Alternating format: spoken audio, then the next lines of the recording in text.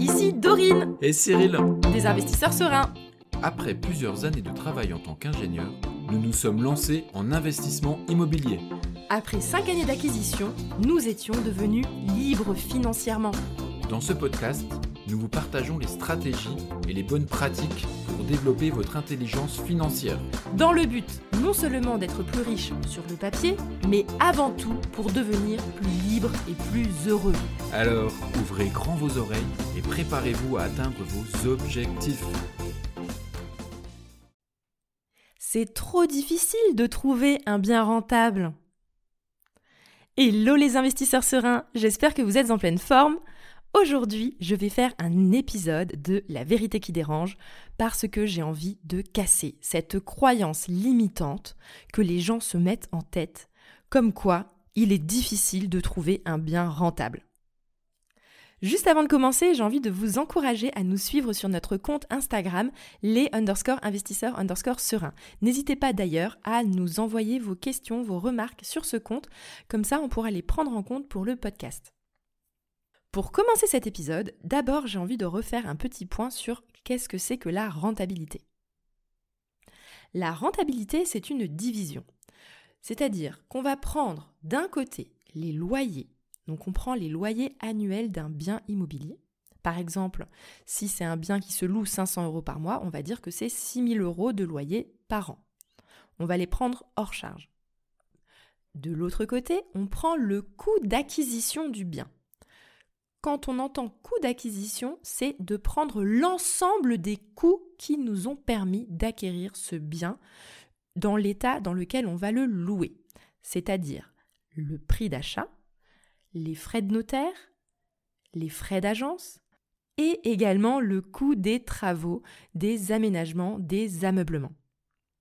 Maintenant que vous avez d'un côté le prix de vos loyers annuels et que vous avez le coût d'acquisition total de votre bien, vous faites une division. Si par exemple vous avez donc 6 000 € de loyer par an et que au total votre bien vous a coûté 100 000 €, à ce moment-là, vous avez une rentabilité à 6%. Et non, une rentabilité à 6%, ce n'est pas suffisant pour être un investisseur serein. Un investisseur serein, lui, il veut une rentabilité minimale à 8%. Pourquoi 8% ? Parce que, grosso modo, c'est le seuil d'autofinancement. En dessous de 8%, c'est certain que vous allez devoir mettre au bout pour rendre votre projet immobilier viable. Maintenant que vous avez compris ça, je vais vous expliquer comment est-ce qu'on fait pour améliorer cette rentabilité. Ce sont des maths, c'est très simple. Il y a 2 solutions. Soit vous augmentez le prix des loyers, et je vais vous expliquer les astuces juste après, soit vous baissez votre coût d'acquisition. Il y a donc 2 axes à réfléchir quand on veut avoir une excellente rentabilité. Le premier point qu'on va aborder, c'est le fameux coût d'acquisition qu'il faut réussir à baisser le plus possible. Je ne sais pas si vous avez déjà entendu ce dicton, mais on dit souvent que la bonne affaire se fait au moment de l'achat. C'est-à-dire qu'une fois que l'achat est passé, vous aurez beau essayer de ramer, si jamais c'est raté parce que vous avez acheté trop cher, c'est trop tard. Je ne suis pas à 100% d'accord avec cette phrase, mais c'est une bonne idée à avoir en tête. Parce qu'il faut absolument réussir à avoir un bon coût d'acquisition dès le départ. Pourquoi est-ce que les gens n'arrivent pas à avoir un coût d'acquisition plus faible ? Pourquoi ils ont du mal à trouver une meilleure rentabilité que 6% ? Tout simplement parce qu'en fait, il faut savoir que le coût d'acquisition répond tout simplement à l'offre et à la demande. Et ce qui se passe, c'est que la demande cherche le prestige de son investissement et non pas la rentabilité. Et si jamais vous ne trouvez pas un coût d'acquisition assez faible, c'est parce que vous allez dans les biens trop prestigieux. Alors attention, je sais, je vous parle d'un concept de prestige, je vous explique ça tout de suite. Pour moi, il faut réussir à placer le curseur entre 2 envies. D'un côté, on a envie d'avoir de la rentabilité et de l'autre, on veut avoir du prestige. Et ce qu'il faut savoir, c'est qu'en fonction de là où vous allez placer le curseur, plus vous allez être proche du prestige, moins vous aurez de rentabilité et plus vous allez être proche de la rentabilité, moins vous aurez du prestige. Qu'est-ce que j'entends par prestige ? Le prestige, c'est premièrement la localisation. Où est-ce que se situe ce bien ? Est-ce que le quartier dans lequel j'achète est prestigieux ou pas ? Et le deuxième point, c'est quel est l'état actuel du bien au moment où je l'achète.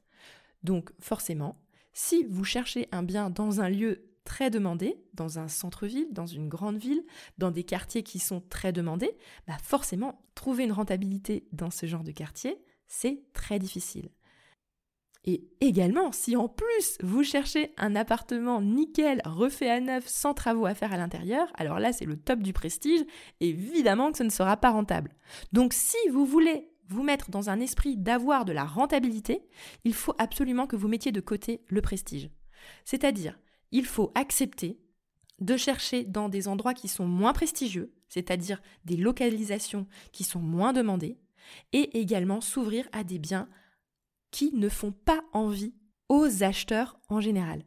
Par exemple, des biens avec des travaux, des biens qui font un peu peur parce qu'ils sont sales, parce qu'ils sont encombrés, parce qu'ils ne sont pas très jolis.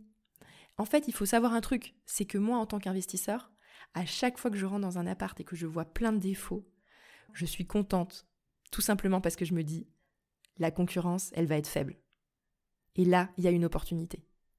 Si jamais je visite un bien et que je me dis « Ah ouais, c'est sympa, c'est pas mal, machin, il n'y a pas beaucoup de travaux », en fait, je me dis direct « Ok, il y aura de la concurrence, la rentabilité, elle va être compliquée. » Donc, il faut vraiment réussir à basculer dans un mode « Ok, moi, ce que je veux, c'est la rentabilité, le prestige, je le mets de côté et il va falloir que j'accepte de sortir des localisations où la plupart des gens cherchent à investir ou même à acheter leur résidence principale. Donc, il faut sortir de ces zones-là.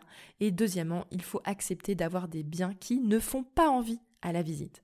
Tout simplement parce que comme ils ne font pas envie, vous pourrez attaquer beaucoup plus fort sur la négociation. J'espère que vous avez compris maintenant comment vous faites pour baisser le coût d'acquisition. Et maintenant, je vais vous parler du deuxième axe qui, pour moi, est l'axe des loyers. C'est quelque chose qu'il faut avoir en tête dès le départ lorsque vous faites les visites de biens, lorsque vous cherchez votre affaire rentable, c'est de se poser la question, est-ce qu'il y a moyen d'optimiser les loyers qui vont sortir de ce bien ?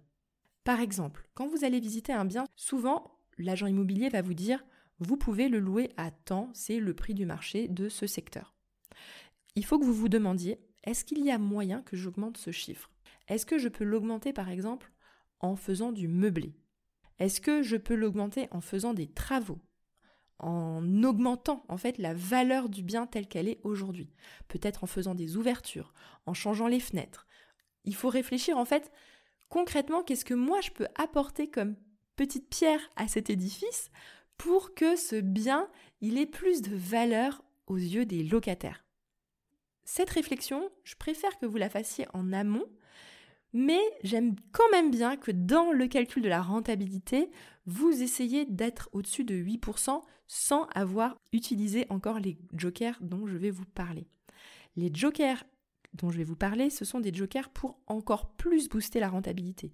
Mais surtout, il ne faut pas les utiliser pour vérifier si jamais c'est une bonne affaire ou pas. Donc, supposons que vous vous dites, ok, je peux atteindre les 8%, 9%, en faisant des travaux, en faisant du meublé, en faisant quelque chose de beau, mais sur de la location longue durée.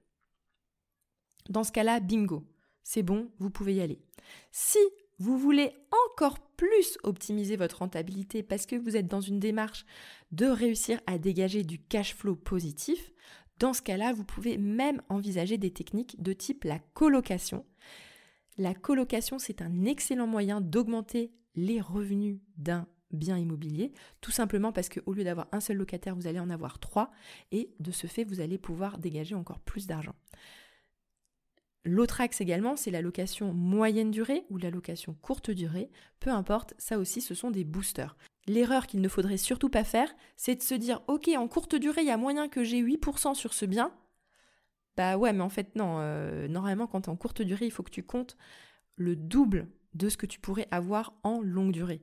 De ce fait, si jamais tu arrives à avoir du 8% en longue durée, à ce moment-là, il faut que tu vises le 16% en courte durée. Parce que ça va demander beaucoup plus de travail, c'est beaucoup plus ambitieux. C'est pour ça que l'erreur que je peux observer régulièrement, ce sont des personnes qui vont se dire « Ah c'est bon, j'ai acheté un bien à 8%. » Ok, mais il est 8% en courte durée. Donc en fait, en vrai, en longue durée, c'est un bien à 4%. Donc tu l'as acheté trop cher ton bien. Voilà, j'espère que ça vous parle. J'espère que vous avez un peu compris le principe de trouver un bien rentable. Maintenant, le tout, c'est de vous lancer. Abonnez-vous tout de suite au podcast parce que c'est comme ça que vous allez recevoir d'autres conseils pour développer votre intelligence financière.